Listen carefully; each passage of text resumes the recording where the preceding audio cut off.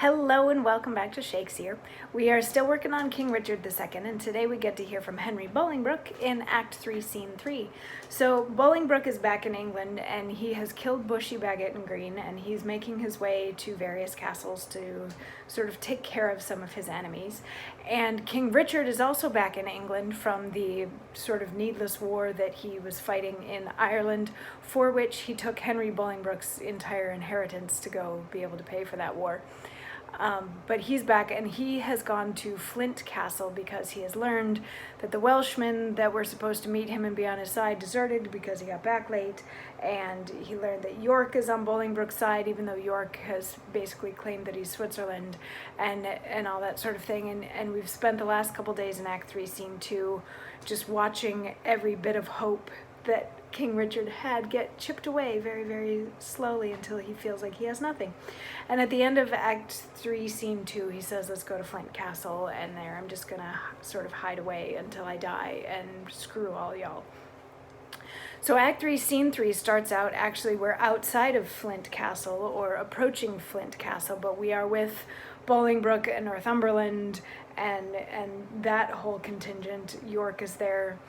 And they're coming up, and Bolingbroke is learning a lot of the same things that Richard just learned, that being that the Welshmen deserted, and the southern castles and the northern castles are kind of on Bolingbroke's side.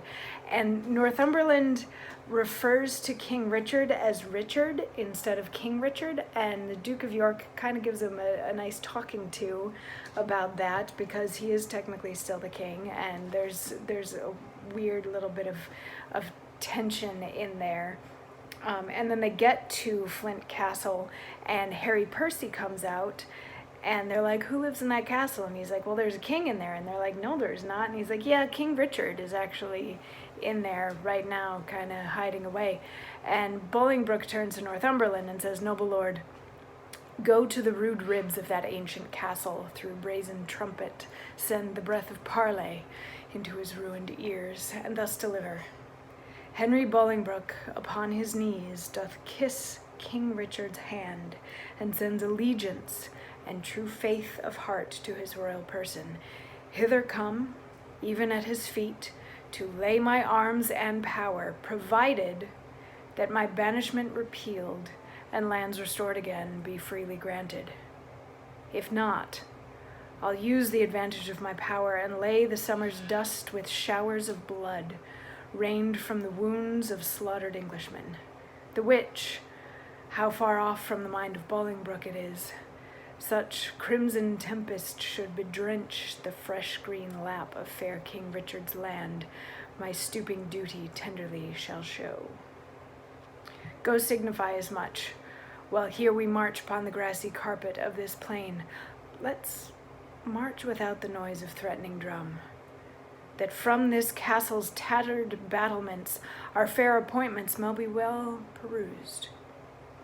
Methinks King Richard and myself should meet with no less terror than the elements of fire and water, when their thundering smoke at meeting tears the cloudy cheeks of heaven. Be he the fire, I'll be the yielding water, the rage be his, while on the earth I reign, my waters on the earth and not on him. March on, and mark King Richard how he looks. So they go and get King Richard, and then King Richard comes out. See, King Richard doth himself appear, as doth the blushing discontented sun from out the fiery portal of the east, when he perceives the envious clouds are bent to dim his glory and stain the tract of his bright passage to the Occident. So it's not quite as fun of a speech as some of the ones that we get from Richard. Bolingbroke is not as flowery in his speech as King Richard is, and that's fine. That's a thing. That's perfectly acceptable. But what he says is he sends Northumberland to sort of beg for parley at the castle and ask King Richard to come out and talk. Bolingbroke basically saying, if you give me back my lands and titles and everything that's mine, that's it. That's all I'm asking for. That's all I really want. If you refuse that, then we're going to have to go to war, and lots of people are going to die. And he says, he's going to be the calming force in this little conflict of theirs. And then there's a little bit of a chat, and King Richard comes out, and he's like, there, see, he's out. He's out like the sun coming to shine on us all, parting through the clouds or whatever. Something trying to be flowery, but he's really not a flowery guy the same way that Richard is.